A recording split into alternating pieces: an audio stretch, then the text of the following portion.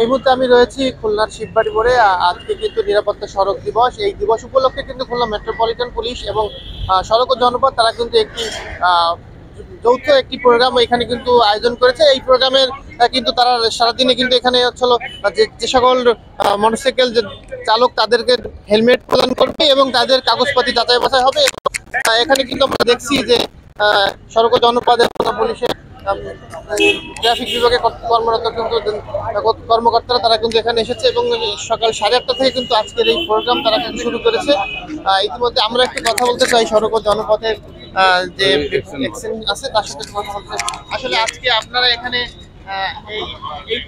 কি উদ্দেশ্যে আসলে আমরা নিরাপদ সড়ক দিবস উপলক্ষে সবার সচেতনতা বৃদ্ধি করতে চাই, এটাই মূল উদ্দেশ্য। এবং সাথে সাথে যে সড়ক দুর্ঘটনার একটা মূল কারণ হলো আমাদের মোটরসাইকেলের সংখ্যাটা অনেক বৃদ্ধি পেয়েছে এবং হেলমেটের ব্যবহার অনেক কম। তো আমরা চাচ্ছি সড়ক ও জনপথ অধিদপ্তরের আন্ডারে এবং কেএমপির সহযোগিতায় এই এলাকায় যত হেলমেটবিহীন আমাদের আজকে যাত্রীবহন থাকবে তাদের ব্যবস্থা নেওয়া হবে, তাদের সচেতনতা বৃদ্ধি করা হবে এবং তাদের যদি হেলমেট না থাকে সেক্ষেত্রে আমরা করে তাদের একটা করে হেলমেট উপহার দেব। এটাই আজকের প্রোগ্রাম আছে। কিন্তু আমরা দেখলাম যে একজন মোটরসাইকেল আরোহী তিনি কিন্তু ক্ষোভ প্রকাশ করছে। আসলে আজকে ওনার যে বক্তব্য আমি শুনেছি, ওনার বক্তব্যটা আসলে যৌক্তিক। এটা আসলে একদিনের কাজ না, এটা সারা বছর না থাকলে এটা কিন্তু আমরা ফল পাবো না। এবং এই জন্যে আমাদের আসলে সচেতনতা শুধু যে তাদের না, আমাদেরও তো বৃদ্ধি করতে হবে। কেএমপি, আমরা বিআরটিএ, সবাই যেন আমরা সারা বছর এই কাজটা করতে পারি, এটাই আমরা চাই। আমরা তার সাথে আমরা একমত। উনি যেমনটি বলছিল যে সারা বছরই এই যে ট্রাফিক বিভাগের যে কার্যক্রম সেটা যদি রাস্তায় সচল থাকে তাহলে কিন্তু মানুষের ভিতরে কিন্তু একটা সচেতনতা তৈরি হবে এবং মানুষ কিন্তু এই ট্রাফিকের যে নিয়মকানুন সেটা কিন্তু মেনে চলবে। আমরা এই বিষয়ে একটু কথা বলতে চাই, ট্রাফিক বিভাগের যে দায়িত্বে আছে। হেলমেট বিতরণ অনুষ্ঠান মূলত আপনারা জানেন যে আমাদের এখানে সড়ক নিরাপত্তা দিবস 2025 উপলক্ষে আমাদের রোডস অ্যান্ড হাইওয়ে এক্সচেঞ্জ মহোদয় আছে এবং ওনাদের সৌজন্যে আজকে ওনারাই এটা আয়োজন করেছেন হেলমেট বিতরণ। কারণ মানুষের নিরাপত্তা, সেফটি, সিকিউরিটি আগে। রাস্তায় চলাচলের জন্য সবচেয়ে বেশি দরকার মোটরসাইকেলে হচ্ছে হেলমেট, যে চালাবে এবং পিছনে যে বসবে। সেই কার্যক্রমে নতুন আমাদের এক্সেন মহোদয় এটা ওনারা দিয়েছেন। এই সড়কে যারা মোটরসাইকেলে নিরাপত্তা জনিত উঠে থাকেন তাদেরকে আমরা মামলা দিচ্ছি, পাশাপাশি ওনার সৌজন্যে হেলমেটগুলো বিতরণ করছি।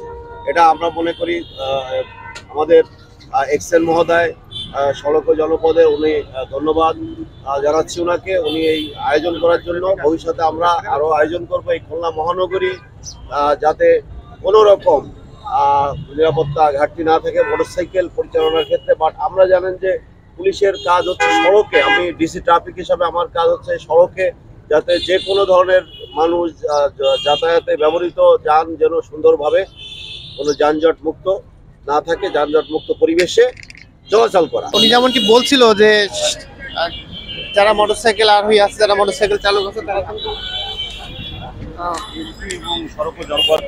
তারা কিন্তু মোটরসাইকেল বিভিন্ন সময় দেখেছি হেলমেট ছাড়া কিন্তু চালা, যার কারণে কিন্তু আজকের এই উদ্যোগ। এবং আমরা কথা বলতে চাই এখানে, আপনি যদি একটু বলতেন যে আসলে আপনার কি কারণে মামলাটা দেওয়া হলো? আমার হেলমেটটা পরা হয়নি এই কারণে। আমার অফিস হলো আমি বাসা থেকে বেরোইছি এইখানে, এই কারণে। তাই এনারা যদি সতর্কতামূলক আমাদের করে, আমরা তো সব সময় তাদেরও সহযোগিতা করি। এখন তাদের সহযোগিতা কেমন পর্যায়ে আমরা পাই, এটা আসলে আমরা ভোক্তা হিসেবে কখনো করি না। কত টাকার মামলা দিয়েছে? আমার 2000 টাকার মামলা দিছে। আমরা দেখা গেল সামান্য বেতনের কর্মচারী, আমাদের হেলমেট পরিধানের যদি মামলা দেয় 2000 টাকা, তাহলে তো এই দেশে